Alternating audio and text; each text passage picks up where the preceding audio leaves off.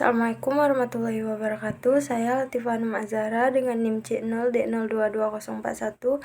Di sini saya akan menjelaskan tentang biaya dalam akuntansi pajak. Mata kuliah akuntansi pajak dengan dosen pengampu Dr. Wirmi Eka Putra, SEMSI, CIKNR, CSRS. Yang pertama ada pengertian. Biaya adalah kas atau nilai ekuivalen kas yang dikorbankan untuk mendapatkan barang atau jasa yang diharapkan memberikan manfaat pada saat ini atau masa yang akan datang bagi organisasi. Biaya dikeluarkan untuk mendapatkan manfaat di masa depan. Biaya yang dapat diklarifikasikan berdasarkan fungsinya, berdasarkan perilaku biaya, berdasarkan akuntansi pertanggungjawaban, berdasarkan sifat penelusuran terhadap objek biaya.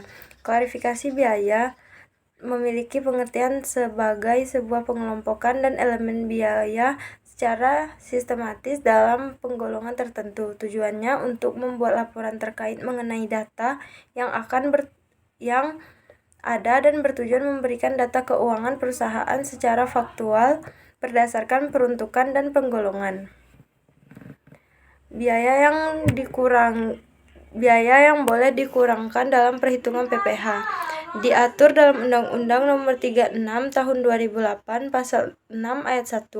Biaya yang secara langsung atau tidak langsung berkaitan dengan kegiatan usaha. Yang pertama ada biaya pembelian bahan, yang kedua bunga sewa dan royalti, biaya perjalanan, biaya pengelolaan bahan, premi asuransi, biaya administrasi, pajak kecil, pajak penghasilan, pajak kecuali pajak penghasilan, kerugian selisih kurs mata uang asing, biaya beasiswa, magang dan pelatihan, sumbangan dalam rangka pembinaan olahraga sesuai ketentuan, PTKP untuk wajib pajak orang pribadi, biaya penelitian dan pengembangan perusahaan yang dilakukan di Indonesia. Biaya yang dapat dibebankan: 1. Pembagian laba dengan aman dan dalam bentuk apapun seperti dividen, termasuk dividen yang dibayarkan oleh perusahaan asuransi kepada pemegang polis, dan pembagian sisa hasil usaha koperasi. 2. Biaya yang dibebankan atau dikeluarkan untuk kepentingan pribadi pemegang saham. 3. Pembentukan atau pemupukan dana cadangan dengan syarat tertentu. 4. Premi asuransi kesehatan, asuransi kecelakaan, asuransi jiwa, asuransi dwiguna, dan asuransi beasiswa yang dibayar oleh wajib pajak orang pribadi kecuali jika dibayar oleh pemberi kerja dan premi tersebut dihitung sebagai penghasilan bagi wajib pajak yang bersangkutan. Kompensasi kerugian. Kompensasi kerugian hanya untuk wajib pajak badan dan orang pribadi yang melakukan kegiatan usaha.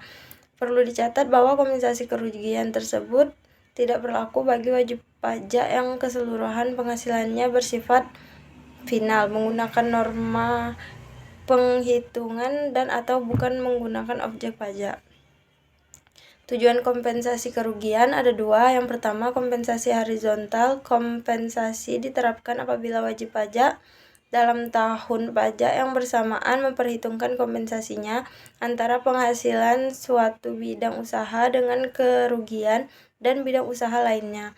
Yang kedua, kompensasi vertikal. Dalam kompensasi vertikal, wajib pajak mengkompensasi penghasilan suatu tahun pajak dengan kerugian tahun sebelumnya. Undang-Undang Pajak Penghasilan menganut kompensasi vertikal. Hanya itu yang dapat saya sampaikan. Wassalamualaikum warahmatullahi wabarakatuh. Bye-bye.